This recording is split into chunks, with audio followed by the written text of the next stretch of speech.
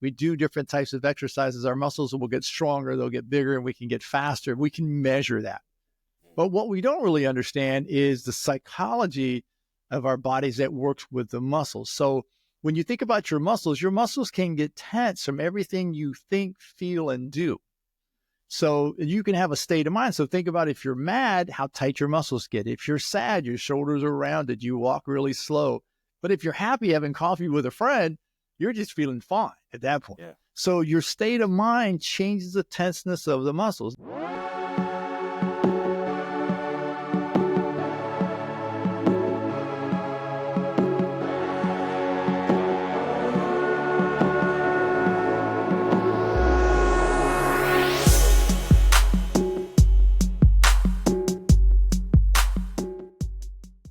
All right. Welcome back to the 1% Bttr Podcast. Today we have on Butch Phelps. Butch, welcome. Thanks, Chuck. Good to be here. Glad to have me on. Likewise. So, Butch, give us a little bit of background about yourself and your career and what brought you to this point. Well, I'm actually what's called my second career. Up to age 40, I was in corporate America because I thought I wanted to be a business guy. And but the only interest I had in health at that time was working out in the gym, and I'd play around part-time with being a trainer on the weekends and stuff, but that was about the extent of my interest. And in 97, I weighed 315 pounds. And I met a doctor who taught me how to eat correctly, not only to lose the weight, but to maintain the weight. And once I started losing the weight, I'm like, well, I need to get in shape. So I'm working out like a fiend. And all of a sudden I'm waking up with severe back pain, just like killing me every day. And I'm like, this is insane. I'm not even 40 years old yet, you know? And I took an early retirement at age 40, and I decided I took about a year off, decided to go to a massage school to learn a little bit more about the muscles in my body. And it was a weird time because when I got there, I said to my wife, I'm not sure what's happening here, but I feel like I know things that I don't know how I know them because I never really studied health. I was more into engineering. But everything kept falling into place. And all of a sudden, it's one of those things where the deeper I got into it, the more I got into mentors and I got into people who wouldn't even talk to me. All of a sudden, they start talking to me about the human body, how the muscles work and so forth. And I was able to fix my back pain, and I haven't had that pain in 20 years. And so now at 65, I'm more flexible than I was at 40, and I wake up with zero pain every day. So as I started to figure that out, I said, well, if it works for me, it's got to work for other people. So I started teaching other people how to do it, and it just built out from there. And I've worked with thousands of people around the world, and it's just been an amazing thing. Absolutely incredible. Yeah. I think the one thing that resonates with me, I am now 35 and I feel better at 35 than I did when I was 25. Yeah. And it's a lot of it has to do with the routines that you push yourself through or put yourself through and how you're eating and really taking care of your body. And that actually kind of leads into a question that I have with people that struggle with maintaining consistency in their health routines. What keeps you motivated to stay on track even when results really aren't immediate? Yeah. And that's the first thing that people want to keep in mind is that when you're tracking your health, it doesn't happen immediately. So I'll typically have my blood work done about twice a year. I'm checking for vitamins. I'm checking for inflammation. I'm checking different parts for my cholesterol. It's not just the numbers, but what are the size of the particles? And so that's sort of my gauges, like on the dash of the car. For me, it's like my family has a lot of heart disease and high blood pressure and stroke. Now, most of that comes from poor eating habits, poor lifestyle, not working out kind of thing. And I actually been lucky enough in my career to work on several people who are 85 to 95 years of age who are doing really well. And I've been very curious as to, okay, so I want to know, how did you do that? You're 90 years old. You've got no joint replacements. You're playing tennis every day. You're still working, running a business. How do you do that? And there's some commonalities there. And when you start to learn about those commonalities, they are always learning. They always have a purpose every day when they get up. They're always eating healthy. In fact, one guy, he's 93, and when he eats like hamburgers, he'll have lettuce instead of bread on the outside, They'll talk about their relationships with spouses and friends and family, how important that is. They exercise on a regular basis, and they just don't stop. They just keep living their lives, and they never bought into, well, you're 50, you got to slow down now. They're just like, that's total BS. I'm not doing that, Right. And it was the story. I kept hearing the same story over and over and over. And I'm like, there's got to be something to that. And so I just started doing the same thing. And I was fortunate when I was at 315, the doctor said to me, she said, your BMI is high. Mm-hmm. She said, with your family history, probably by 40 or 45, you'll have a stroke or a heart attack, which is a real wake-up call. Oh. And she said, I can teach you how to eat. I'm not putting you on a diet. I'm going to teach you how to eat, but I'm going to teach you not only how to lose the weight, but how to maintain the weight. And we can get into that some if you want. I would love to. It worked for me, and it was not hard. I wasn't counting calories. I wasn't weighing my food. I didn't have any scale. She just taught me common sense things about eating. So I dropped 105 pounds in 1998 in like 18 months. Wow. And I maintained that weight. So I went from 315 down to 210, and I maintained that weight to 2020. And I had a new doctor, and because this last one had retired. And last couple of doctors I'd had, they said, even at 210, you're 6'4", 210, BMI is still a little high. I said, all right. I said to her, so where should I be? Well, you should be between 180 and 190. Well, the pandemic was happening. My office was closed. And I said to my wife, I got nothing else better to do. I'm just trying it again, see if it works again. Dropped 30 pounds in about 4.5 months. And I've maintained that weight ever since. And it's like, it's common sense stuff. It's not hard. I'm not like depriving myself, because if you deprive yourself, you're going to lose. Just common sense stuff. And so the whole key to me is I want to see how long I can keep this body running at a high level, and not deal with what the common things are. And as people get older, and of course, my education background is in aging sciences, and you start to study it. As you learn that, you start to see a lot of things we think is the aging process is really more of a poor lifestyle. Almost the 4 horsemen catch up with pretty much everybody at this point where we are in our world with diabetes type 2, cancer of any sort of what it is, Alzheimer's, and heart disease. Uh-huh. So with that, I would love to explore what you were speaking about with your first doctor, just on the common sense that, as we could say, isn't that common to a lot of people, or they're just too lazy to really recognize it or implement it. What were those things that really stuck out to you and were able to be repeated and something that became a lifestyle for you? Yeah. So a couple of things. So one of the first examples she gave me, and she said, I know you like to eat fast foods. I know you like to eat terrible, terrible stuff, And she said, so let's talk about your car. You like your car, right? And I said, yeah, sure. And she said, let's talk about fuel. She goes, what kind of fuel does your car run on? And I said, unleaded. She goes, all right, so let's say you go to the gas station. You got 3 pumps there. The first one is kerosene. The second one is diesel. The third one is unleaded.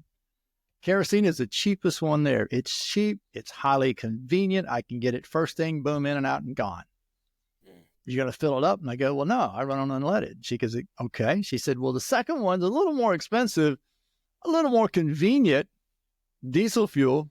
Are you going to fill it up or not? And I'm like, well, no. She goes, you're going to go all the way to the end to the unleaded. I go, well, yeah. She goes, why would you do that? And I said, because my car won't run right. And she said, your body works the same way. And she said, you have to understand that what you're eating is no different than putting kerosene in an unleaded fuel car. And she said, so when you look at your plate, she said, what you want to see when you want to lose weight is you want to have 75% of your plate should be vegetables, complex carbs. Okay. Yeah. You hear people say, I'm on a no carb diet, and they eat a salad. It's like, no. You're not on a no carb diet. You're on a no simple carb diet. So 75% of your plate should be vegetables, and that can also be salads as well. Then you get into 20% of your plate should be protein.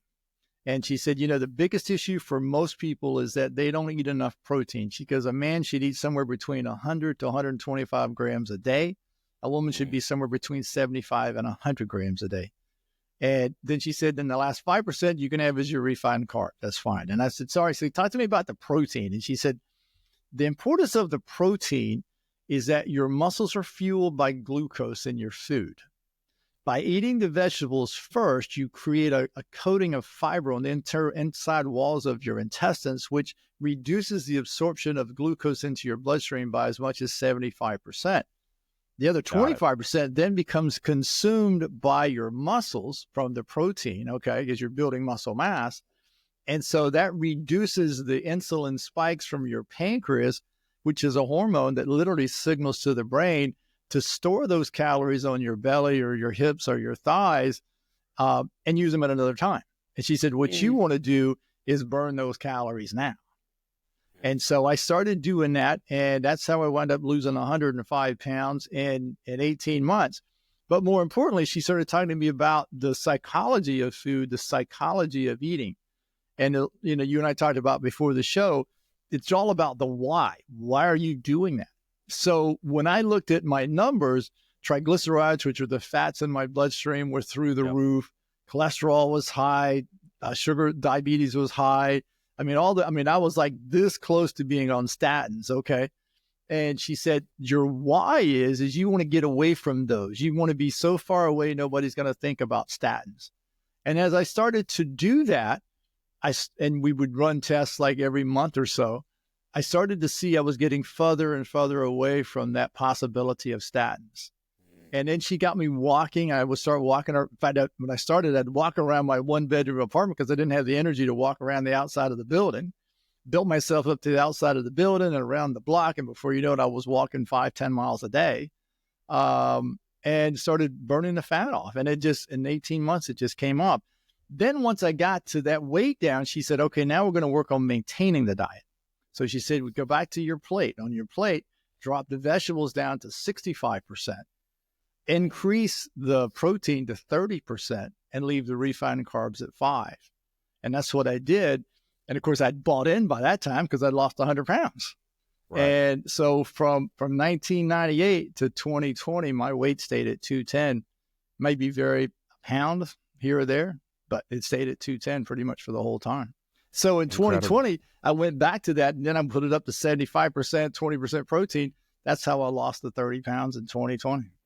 Do you prefer any type of protein over others?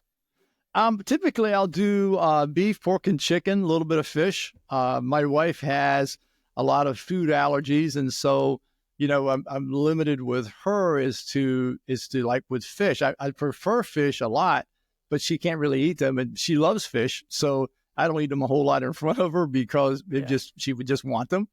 But when I look at the meats, I'm looking at grass-fed, grass-finished beef, pasture-raised pork, pasture-raised chickens, pasture-raised eggs. Yep. So I'll do the eggs as well. Protein shakes a lot of times in the morning. And then, I always have protein bars around in case I get stuck where I can't get the food right off the bat just to keep my protein levels up. And so what I've learned from it at 65 is that I'm literally continuing to build muscle because at age 30, we start to lose about 1% per year. So we're sort of on a sliding scale the older we get. So when people say you should slow down as you get older, it's like, no, you need to speed up because you're fighting a losing battle here, Right. And so I want to be able to keep my mobility, keep the bones strong and so forth. And that's what I do. So far, so good. I was about to say, it's working. Speaking of bones and just with muscles and your bones as you're aging, with your background in aging science, what are the most common misconceptions that we hear about in social media, the news, just about how our muscles and our bones age? Oh, that's a great question. So for a lot of people, when they age, they think the stiffness and the weakness is because of their age. And the reality is that as people age, they tend to do less and less. A lot of people, when they retire, especially here in Florida, and we have a lot of people retire with a lot of money. And their idea is that once I retire, I'm doing nothing. Okay. I can take a 35-year-old man and have him do nothing every day, and he'll get to the point that he'll barely be able to get up out of the chair. So if I'm 65, 75 years old, and this guy's already not been working out for 30 years, and I put him in a nice recliner, the chances at some point he's going to get out of that recliner is not very high, you see. So the misconception is that I don't have to do anything as I get older. And really and truly, that building that muscle mass and increasing your protein it does several things. In other words, it helps to increase the density in your bones so that you don't have to deal with osteopenia, osteoporosis. It maintains your mobility because now you have the strength to get your butt up out of a chair. And by the way, when we talk about chairs, recliners are like the death to old men. You know what I'm saying? We should just not have them around because it's a terrible chair. You see people recline in their house, recline in their cars, and they come see me with back pain. And I always laugh. And I go, it's your recliner. You got to sit up straight, you know? And then lastly, with keeping that muscle mass is it's going to improve your balance, but it's also going to keep your confidence up because now you know you can walk steps, you can run if you want to. I mean, I sprint, I walk about 2 miles a day, but in that walk of 2 miles a day, I'll stop and I'll sprint 4 times a 40-yard dash. And just to keep the heart rate up, keep the lungs strong and so forth. And it's like, you can be 65, you can be 70, you can still do those things, but the earlier you can start, the better off it is. And for me, I was lucky enough to actually meet that doctor at 37, 38. That literally changed my life.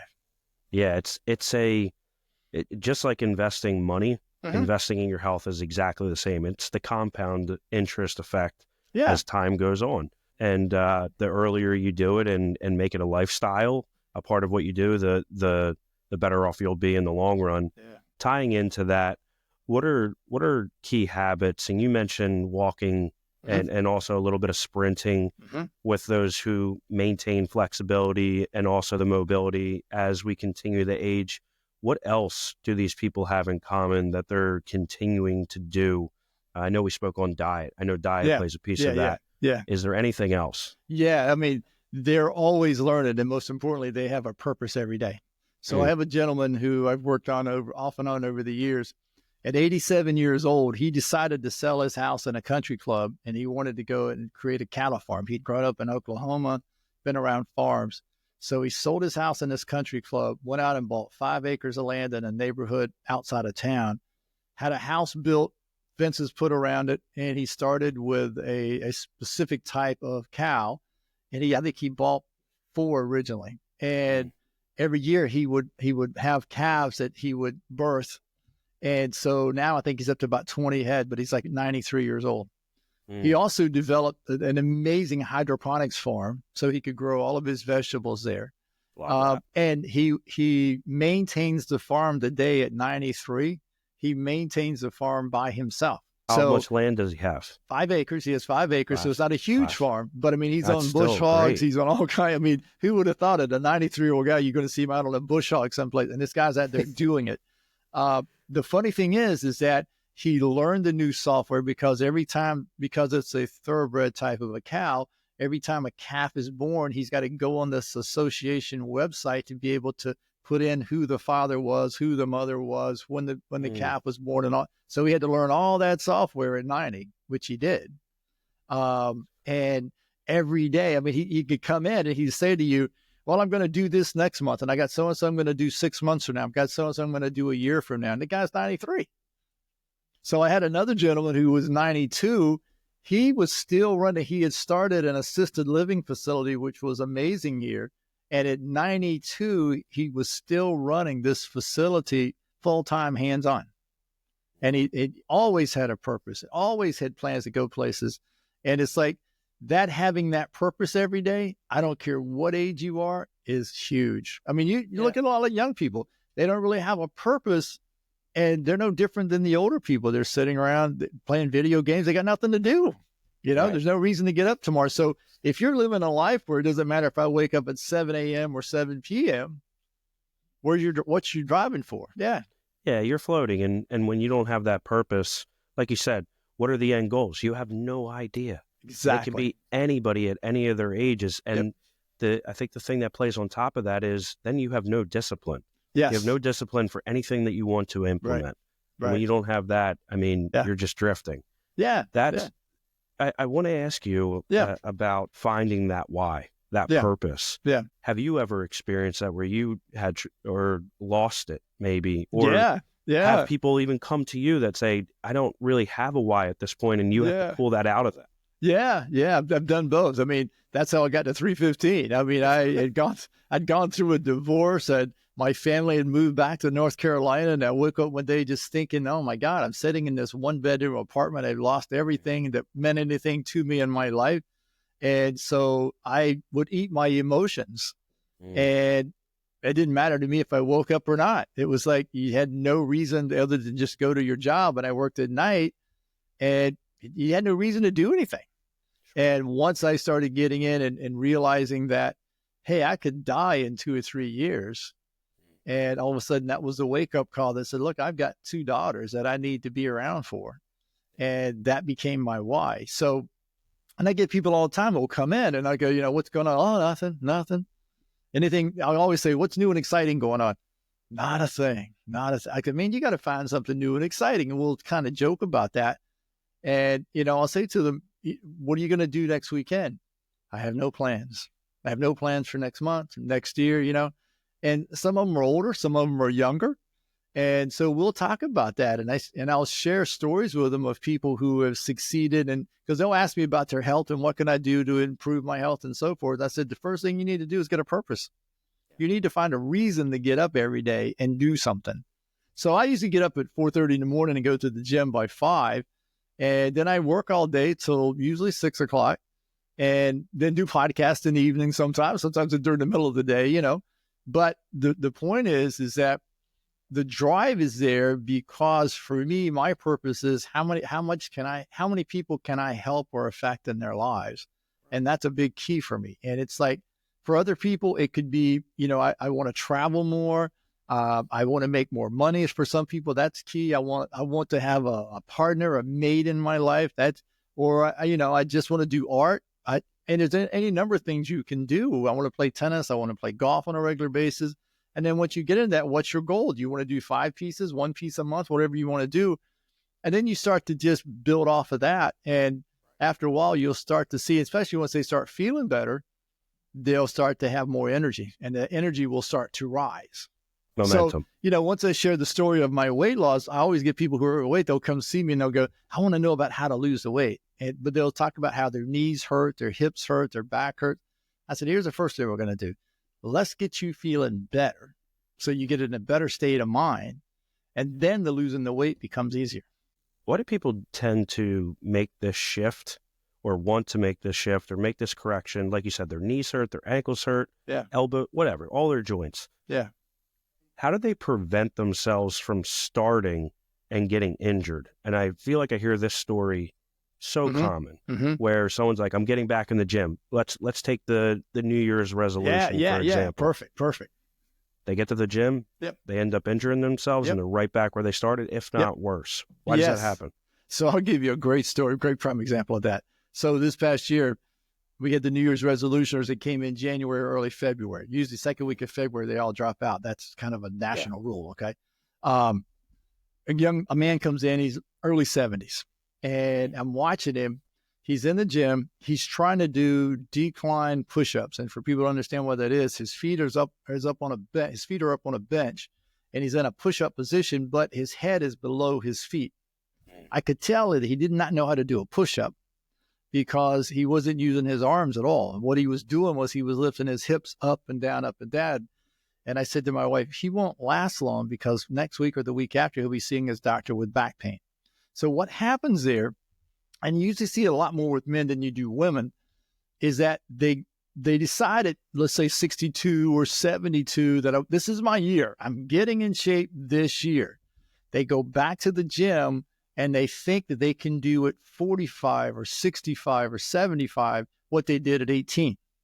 I used to do this at 18 when I was in high school, and that's what they do. And they think that if I get in here and I just kill myself, that I'm going to, like in a week, I'm going to go from this overweight, weak man to this bodybuilder that looks like Mr. Olympia, okay? Yeah. And so they overdo it. They lift too much weight. They don't have the right form. They tear a rotator cuff. They tear a muscle somewhere, or they pull a muscle somewhere. And then the other thing is that they try to do too much too fast. Not only am I going to build all this muscle, but I'm going to lose 50 pounds by next week. Yeah. And they just die. And it's heartbreaking to watch because next January, those same people will be back in the gym doing it again for 6 weeks, and then they'll be out. And then most of them will probably wind up hurting stuff. Now, I was a part-time trainer in the 90s after I lost the weight. And I can remember seeing guys, and I would talk to them all the time, the importance of form. And I remember there was a guy, he was probably 59, 60 years old. And he wanted to bench press heavy weight because he just wanted to build up his chest. And I said, don't ever do this without having a spotter. So I had taken a couple of days off to go out of town. And when I came back, they go, oh, man, you remember the guy? I said, yeah. He's ever lifting this weight, and he drops the bar across his chest and cracks his sternum. And it's like, I had just told him before I left, do not do this without a spotter. Yeah. And it's like, it's almost an ignorance is what it comes down to. But it's like people are trying to do too much too fast. I mean, if it took you 30 years to get there, you're not going to get back in 30 minutes. Right. There's no patience behind the practice of trying to improve. And I've mentioned this on a number of podcasts at this point, this instant gratification world we're in, just with our cell phones, with text messages, excuse me, anything online, and being able to see content, news, whatever the case, or our bodies and our biological makeup has not caught up or stayed on the same track of the Moore's Law with technology and how that continues to grow every single year. And I think that's a shift that it's almost an education shift that we have to do as a society and really educate people. And this is something that I'm trying to be very self-aware of at this point in my life and season that I'm at, where I can continue to focus on, okay, be patient with what you're doing and create it to be a lifestyle instead of it being a quick fix. Stretch and release technique.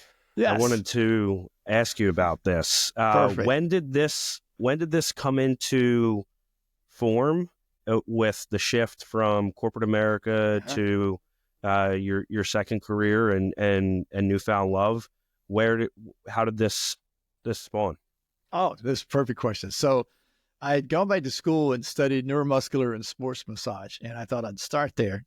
And so I had learned a lot about massage, and the teachers that I had were saying, it's like you've done this before. And I was really, real interested in it. It fell in love with the muscles of the human body.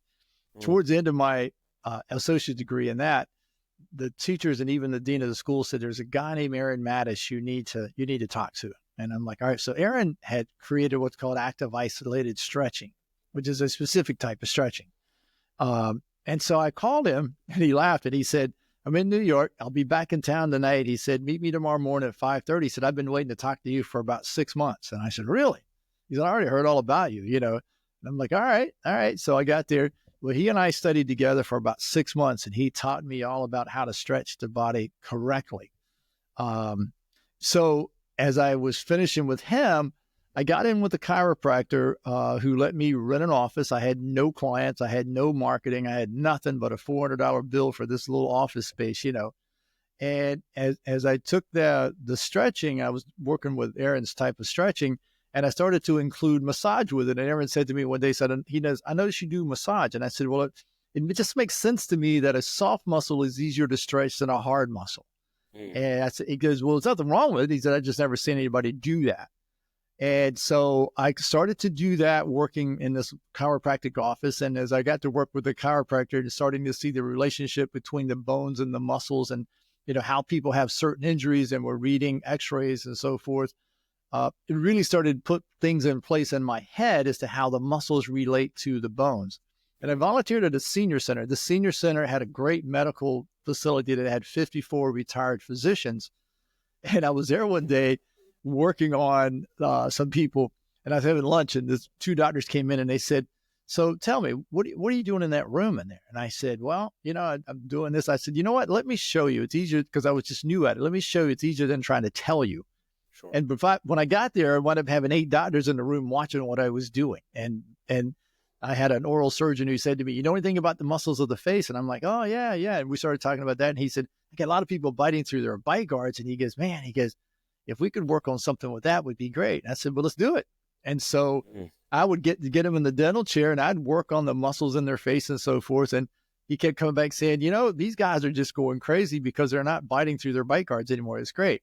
So that was how the massage and the stretching part came into it. Then one of the doctors was a neurosurgeon, retired neurosurgeon. And we would meet and talk in her office, and I'd get to see virtual surgeries that she was a part of in other parts of the world. And she started talking about the brain and the muscles. And they got me thinking about that. And at the same time, there was another neurosurgeon that came into town that was doing a class on dementia. And dementia always excited me because I wanted to know more about that. So I went to his class. It was a 3-day class at the time. And he started talking about, I started asking questions. And he said to me, do you mind me asking, what do you do? And I told him I was a massage therapist. He goes, that's interesting. You'd be interested in that, And I said, well, and after class, we started talking. I said, this is what I'm doing, blah, blah, blah. And I said, what you're saying opened my eyes to why people are having some of the difficulties they're having when they're trying to stretch or massage their body. And I said, it flies in the face of a lot of things I was taught in school, but it makes total sense to me. Okay. Yeah. Well, he and I went back and forth in emails for probably a month or two, and he would send me papers and stuff that I could read. And then I started getting into reading more and more research about it and started to understand that the brain plays such a massive role with our muscles. Our muscles are just as emotional as they are physical. And everybody's learned about the physical side. We know that if we lift weights and we do different types of exercises, our muscles will get stronger, they'll get bigger, and we can get faster. We can measure that.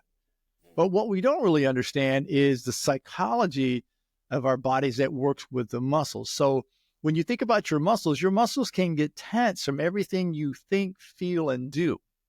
So you can have a state of mind. So think about if you're mad, how tight your muscles get. If you're sad, your shoulders are rounded, you walk really slow. But if you're happy having coffee with a friend, you're just feeling fine at that point. Yeah. So your state of mind changes the tenseness of the muscles. Now, the muscles are the only thing in your body that will apply pressure to the bones or any part of your body so that you can stand up, you can walk, and you can do things. However, if they become too tense, because they cross over joints, they can pull joints closer together, which can squeeze out the synovial fluid, which is like a WD-40 the body naturally puts into your joints, but it also put it into the disc in your back. So think of the disc in your back as little rubber sponges between the vertebrae. Well, the muscles around the vertebrae then can be in a tense state, press on those discs and literally squeeze out the synovial fluid, which can lead to things like bulging disc, herniated disc, pinched nerves, okay?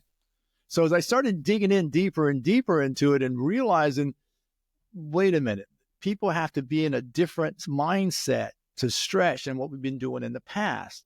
So when you watch people in the gym, they'll do, let's say, a calf stretch, for instance. They'll lean against a wall. They'll stand on a slam board, or they may drop their heel off of a step or a curb. They've never stretched their calf. They've stretched their Achilles tendon.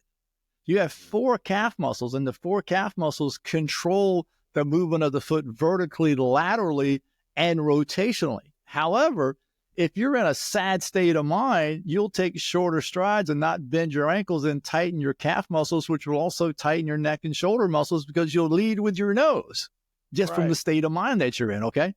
So I had started looking at how to teach people how to stretch their calves correctly, and I went back to what I learned from Aaron in the active isolated stretching and started teaching them how to do that.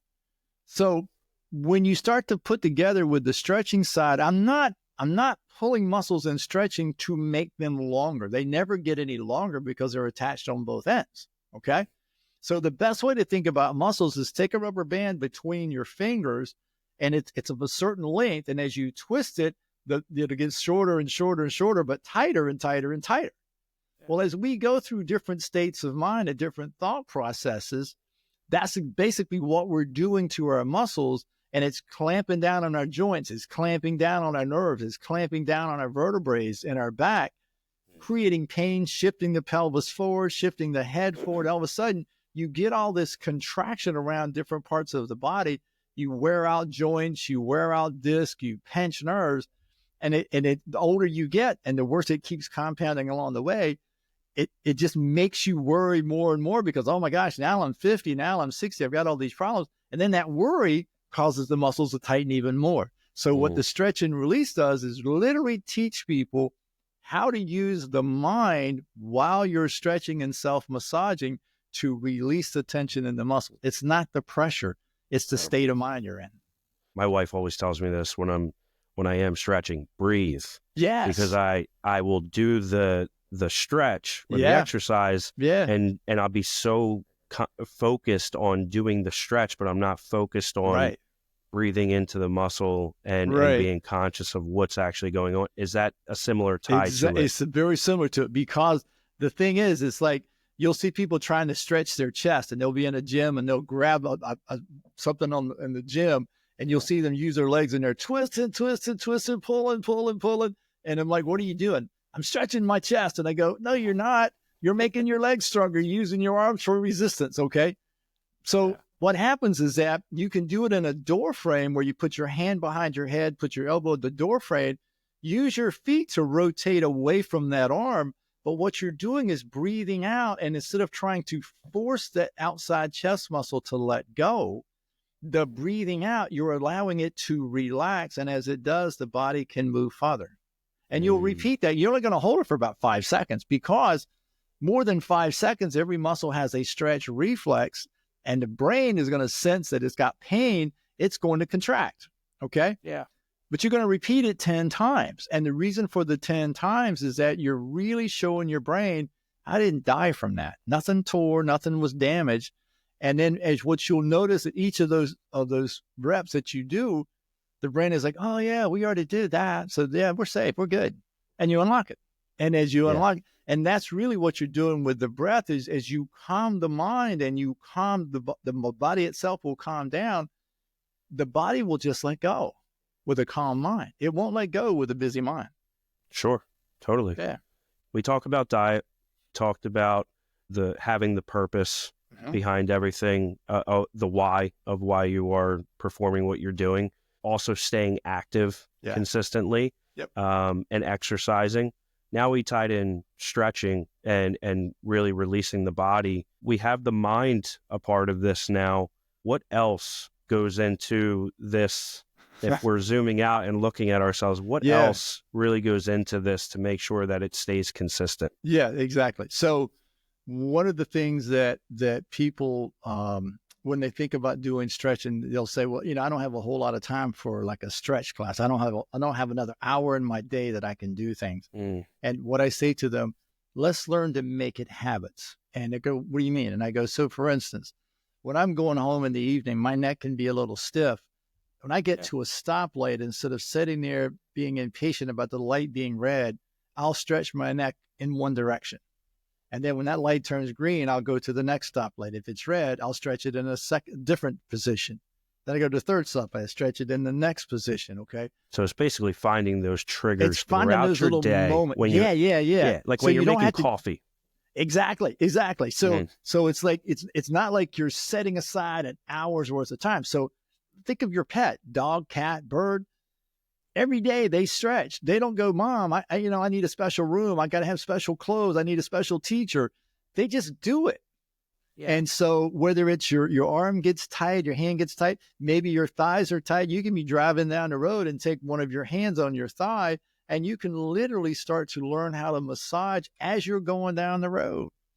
So, I mean, there's all kinds of little things. Like I was saying earlier about the chest thing, you walk through a doorway, get into the doorway, get in this position, probably take you 30 seconds to a minute to do 10 of those.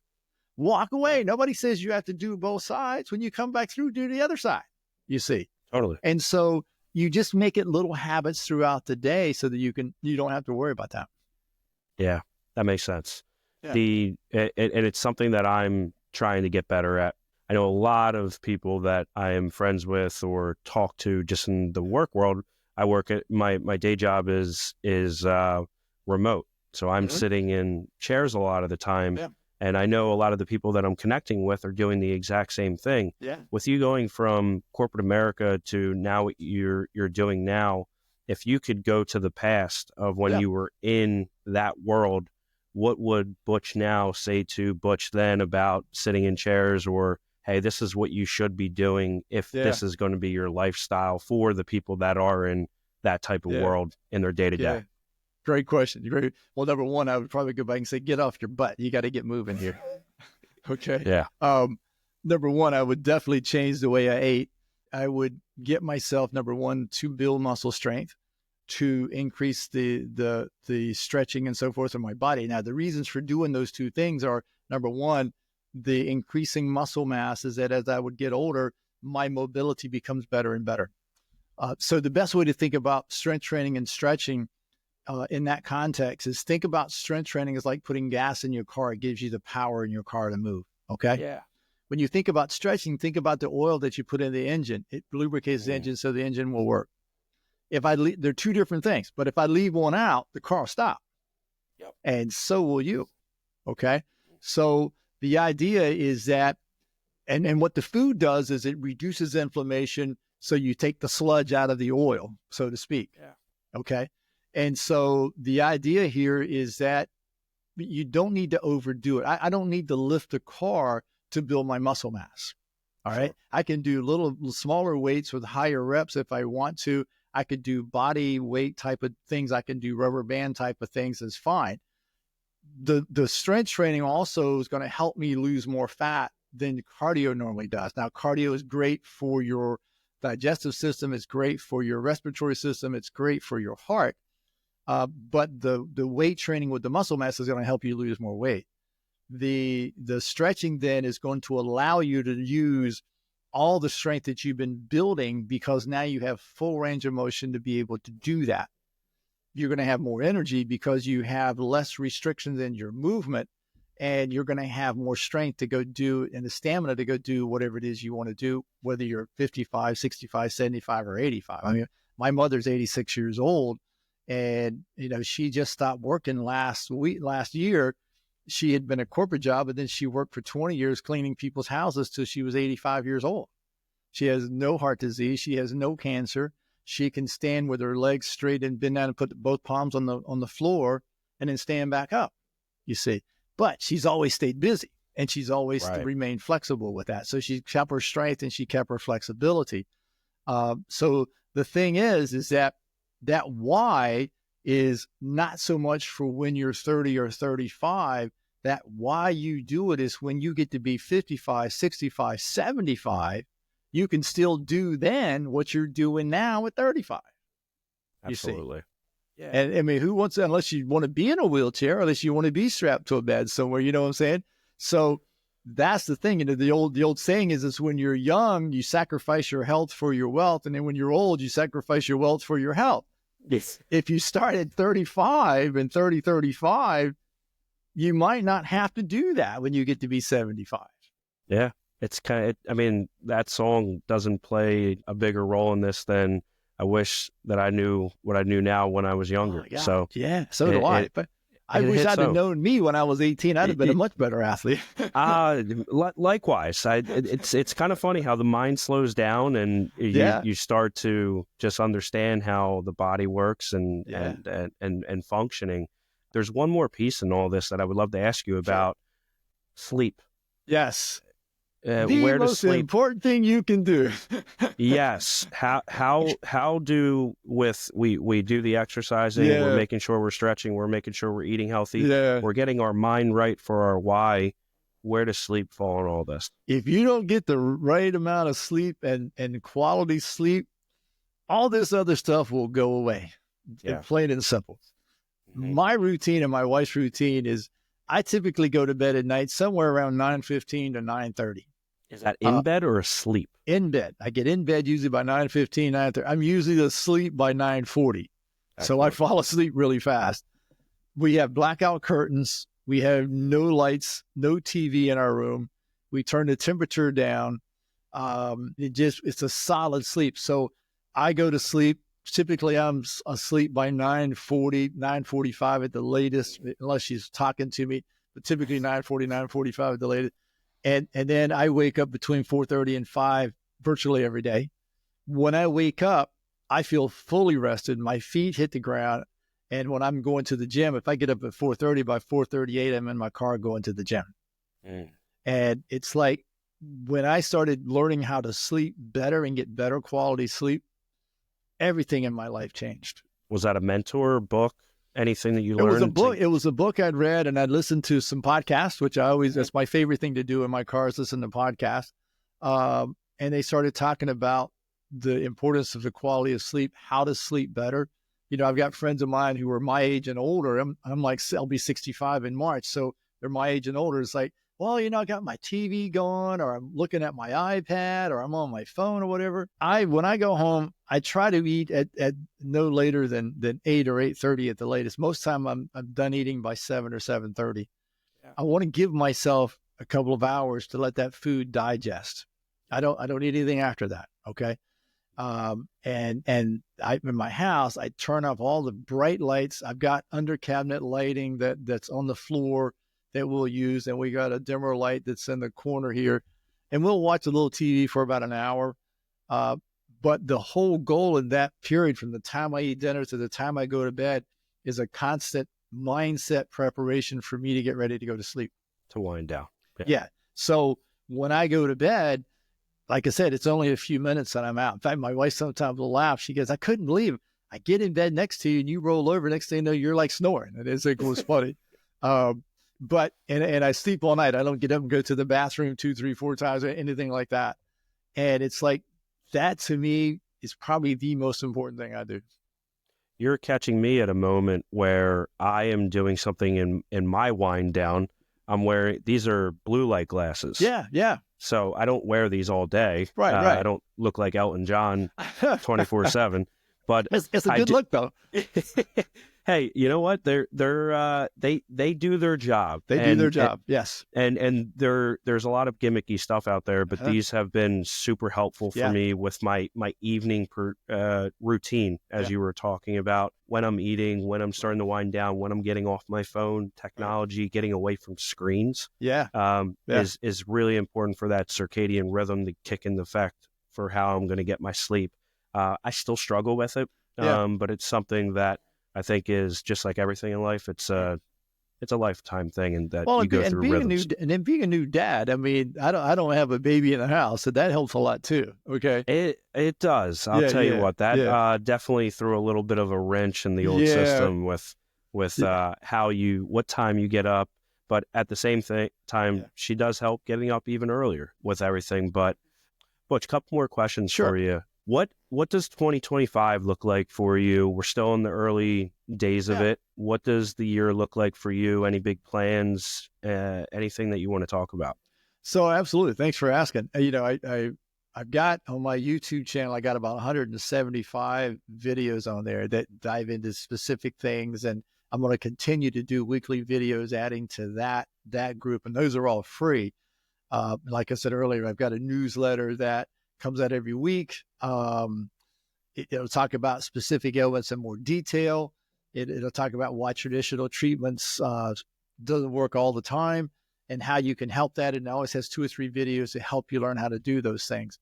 My next step for 2025 is to create a course, and I'm hoping to have it out by the summertime, create a course that people can follow. What I'm talking to my subscribers on my YouTube channel about is, things like, would you prefer to be a membership, which is an ongoing thing, open enrollment kind of thing, or do you want it to be like a 12-week course to where you pay for it to go through that course and learn how to do these things? Sure. Have like twice a week webinars where one will be just strictly question and answering. The other is going to be, let's do some demonstrations and help you better understand what you're doing here. And help them build those habits in their life. I may do, before it's over with, I may do both. I may have one that's a membership for people who want ongoing things, and then have the individual courses. I'm looking to do one for truck drivers, because I got on a podcast for truck drivers, and someone was saying, do you ever have a course with that? So the idea sort of hit my head, and I'm like, what if I went to a truck dealership and literally filmed doing the stretches in and around the truck, for truckers? And so more than likely I will do that. Incredible. Yeah. Well, definitely be on the lookout. Tons of videos out there, content. Where can our listeners and everybody that is tuning into this follow you and your journey and learn more? Because I know I'm going to be, I already am subscribed, but I will be following even more. Perfect. Thank you. So obviously the YouTube channel, you can subscribe there and get to see all of that content. That'll keep you busy for a while. I have written a book. I finished it last fall. It's called Stretch and Release. It's on Amazon. It's a site. What it is basically a manual of all the things we talked about today. And to help you better understand what is the mindset that's going to help you get to that point. And so it's a good book to have to fully really integrate and understand what I'm talking about. You can reach me at musclerepairshop.com. I work on people in office, but I also work with people online. I'm around the world, or so no matter where you live, the least we could do is get an online chat and talk about how you could help yourself. The goal is, for me, I look at myself as a guide, and the goal is I'm not this person who's going to touch you and heal you. And sometimes I'll tease my clients and I go, "Oh, you're looking for Jesus," But the goal is to teach you how to do the stretches, how to do the massage, how to really set your mindset so that these things become easy for you. And so that you have the joy of knowing if I get an ache or pain, I can solve that. Yeah. And that's the whole key here. For me, it's like, if I had a ton of money, I'd still be doing this for free. It's like, It's so much fun to watch somebody who's been in pain for months and sometimes years to come in and say, I walked around the block. I had like no pain. I don't care if they're 80 years old. They're smiling like some little kid who just woke up at Christmas morning. That to me is all the joy in the world with that. And so the idea is to keep trying to spread the message and help more and more people help themselves. Having that purpose and that drive definitely gives you that energy every day to do what you love and serve others for helping them. Last question for you. Sure. What does 1% better mean to you? 1% better to me is like, it's the goal that I strive for every day. I do a gratitude adjustment every morning for about 15 minutes. I've been so fortunate in my life between relationships and my health and so forth. And that 1%, that touching that 1% and taking it just 1% higher each day, it's like putting $100 in a savings account each month or each week. And before you know it, you look back and you're like, wow, can't believe I did that. Right. And that's the real key. It's not being in the 1%. It's just that adding that every day into my life. Yes. It is like, I know we talked about a lot of things today, and for people who are listening, don't think that you have to stretch and massage and work out and nutrition. If you haven't been doing that, tomorrow morning, you're going to start and do that, or let's wait till Monday. We'll start and do it on Monday. I'm telling you, if you do that, you're going to fail. But if you choose to do food first, if you choose to sleep better, if you choose to exercise more or stretch more, choose one of those, put it in your repertoire, get good at that. And then just keep building and keep adding and keep building and keep adding. And I'm telling you, 12 months from now, when you look back, you'll be amazed at how much you've moved. Love it. Butch Phelps, thank you so much for coming on today. This was an absolute pleasure. Would love to have you on again in the future and have some updates and do some more discussions. Yeah, and we'll dive deep if you want to in other things. We'll be happy to talk to you about it. So thank you so much for having me. You got it. All right, everybody. Thanks again for tuning in to another episode of 1% Better. We'll catch you next time. Take care.